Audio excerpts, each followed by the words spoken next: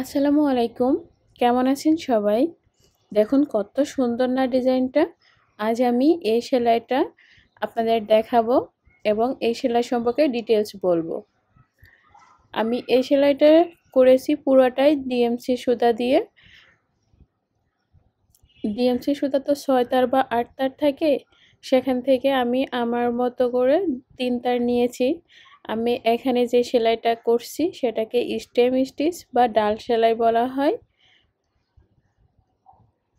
আমি চেষ্টা করেছি প্রত্যেকটা স্টেপ প্রত্যেকটা সেলাই সেম দূরত্বে সেম ভাবে একই রকম ভাবে করতে, তাহলে এই সেলাইটা আসলে দেখতে অনেক সুন্দর লাগবে।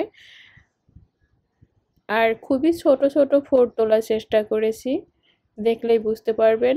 আমি এই ফুলের ডালটা 2 লাইন করেছি একটু চওড়া করার জন্য। স্টেম স্টিচ 2টা লাইন একবারে পাশাপাশি দিয়েছি। আর সবচেয়ে বড় কথা হলো সেলাই যখন আমরা ড্রেসে করব তার আগে খুব ভালোভাবে আঁকিয়ে নিব। ডিজাইনটা সুন্দরভাবে আঁকানোর উপরে ডিপেন্ড করবে সেলাইটা আসলে কতটা সুন্দরভাবে ফুটবে, সুন্দরভাবে হবে। তো স্টেম স্টিচটা সেলাই শেষ হয়ে গেল, দেখতেই পাচ্ছেন খুবই ইজি, খুবই সুন্দর একটা সেলাই। আমরা সাধারণত ডাল সেলাইতে এই সেলাইটাই বেশি দেয়া হয়ে থাকে। এবার আমি ফুল সেলাই করব। এখানে আমি প্রত্যেকটা সেলাইতে আলাদা আলাদা স্টিচ দেখানোর চেষ্টা করেছি, কারণ আমার লক্ষ্যই হলো মানুষকে বিভিন্ন নতুন সেলাই সম্পর্কে জানানো আর সেলাইয়ের ব্যবহার সম্পর্কে দেখানো।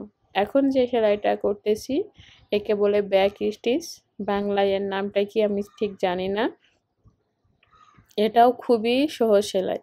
একটা লাইন আমি ব্যাক স্টিচ দিব ছোট ছোট, আর আরেকটাতে জাস্ট রানিং একটা রাইস স্টিচ দিব। এইভাবে পুরাটা শেষ করব। ব্যাক স্টিচগুলোও চেষ্টা করবেন যে একইভাবে তোলার। আমি চেষ্টা করছি একটু ছোট বড় করে দেওয়ার, যাতে এটা একটু মনে করেন যে প্রাকৃতিক প্রাকৃতিক লাগে দেখতে, একটু অন্যরকম লাগে। আপনি আপনার মনের মতো করে সেলাই করবেন। আর আমি এখানে শেড সুতা নিয়েছি, যার কারণে এটা ভাইব্রেন্ট লুক এসেছে। এটাও ডিএমসি সুতা দিয়ে করেছি।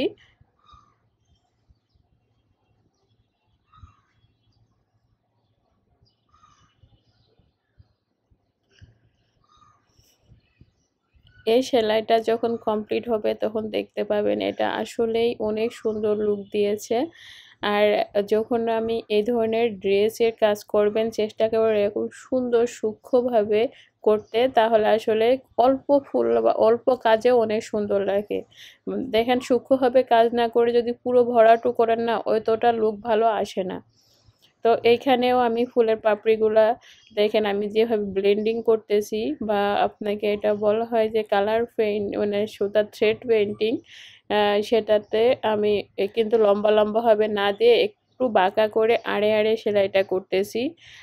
আর এটা তো একদমই সহজ একটা সেলাই, যেটা ছাটিনি স্টিচ বলা হয়।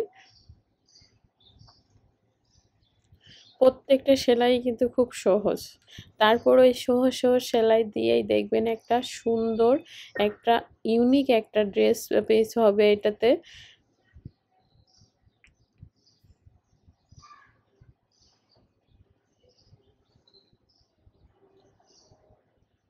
কালারগুলো আপনি নিজের মতো করে চুজ করে নেবেন। কোন ড্রেসে কি কালার বা কোন কালারের কাপড় নির্বাচন করবেন সেটার উপর কিছু ডিপেন্ড করবে সেলাইটা ফুটে ওঠার জন্য। আমি আমার বেবির জন্য করতেছি, তো ছোট বাচ্চা, তাই আমি রেড কালারের উপরে করার চেষ্টা করছি। তো প্রথমে আসলে আমি ভেবে করতে আসিনি যে এই সেলাইটা আমি কেমন করব, করতে করতে একসময় আসলে হয়ে যায়। প্রথম যখন আমি এখানে শাটিন স্টিচটা দিয়েছি তখন মনে হলো যে আমার এটা যদি আমি আউটলাইন আরেকটা সেলাই দিই তাহলে খুবই ভালো হবে। এখানেও ডিএমসি সুতা নিয়েছি, পুরা ফুল ডিএমসি সুতাই নিয়েছি, এখানে কোনো ভাগ করে নিই, 6 তারই এখানে আছে। তো আবারও আমি ব্যাক স্টিচটা দিব। দেখেন ব্যাক স্টিচটা দেওয়ার পর কিন্তু সেলাইটা আসলে আরও বেশি ফুটে উঠছে। এই আউটলাইনটার কারণে আরও মানে কম্প্যাক্ট দেখাচ্ছে সেলাইটা।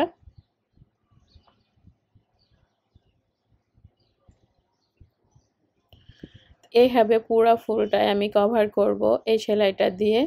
আর ব্যাক স্টিচ সেলাই আসলে আমার নিজেরও খুবই পছন্দের একটা সেলাই, এটাতে অনেক এলিগেন্ট লুক দেয়। এখন এই সেলাইটা দেখে মনে হবে যে এই সেলাইটা মনে হবে দূর থেকে যে এটা মনে হয় পেইন্টিং করা, আর পাশে আউটলাইন দিয়ে।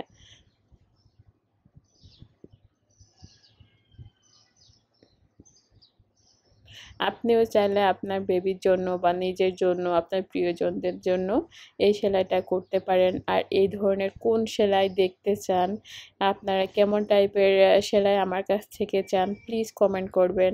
আমাকে উৎসাহ দেওয়ার জন্য লাইক কমেন্ট করবেন, তাহলে আমি নিয়মিত হতে পারবো। আসলে যখন দেখি আমি সুন্দর কোনো সেলাই দিচ্ছি বাট কোনো রিয়াকশন নাই, কেউ দেখেও মানে সেইভাবে মানে ইগনোর করে চলে যায়, তখন অতটা আর করার সময় হয়ে ওঠে না। তবে আমি চেষ্টা করব একটা এই পেজটাকে বা এই চ্যানেলটাকে এমনভাবে করার যাতে আপনারা সব ধরনের সেলাই শিখতে পারেন। আমার এই চ্যানেলে বেসিক স্টিচের সেলাইও আছে। এই পেজে দেখবেন আমি চেষ্টা করব সব ধরনের বেসিক স্টিচ সেলাই শেখানোর। আপনারা যদি নিজের থেকেও বলেন কোন ধরনের সেলাই আপনারা দেখতে চান, কোন ধরনের কোনো জিজ্ঞাসা সেলাই সম্পর্কে, তাহলে আমাকে করতে পারেন। আমার আসলে সেলাই নিয়ে অনেক দিনের একটা অভিজ্ঞতা আছে, তবুও আমি নতুন করে প্রতিদিন শিখতেছি।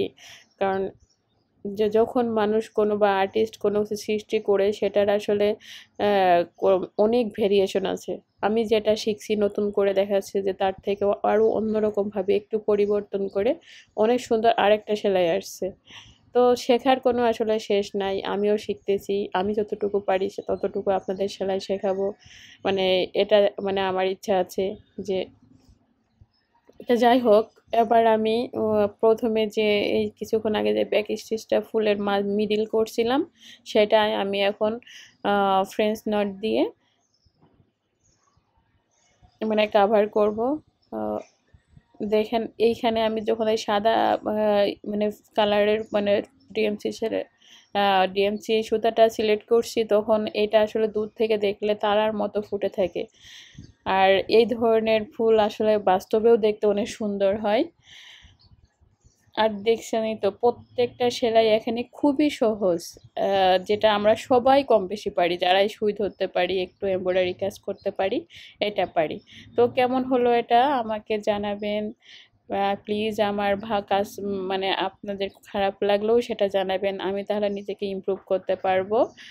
আর এই ছিল আমার বেবির মানে ধরতে গেলে প্রথম কোনো জামা যেটা আমি নিজে ফুলভাবে সেলাই করছি।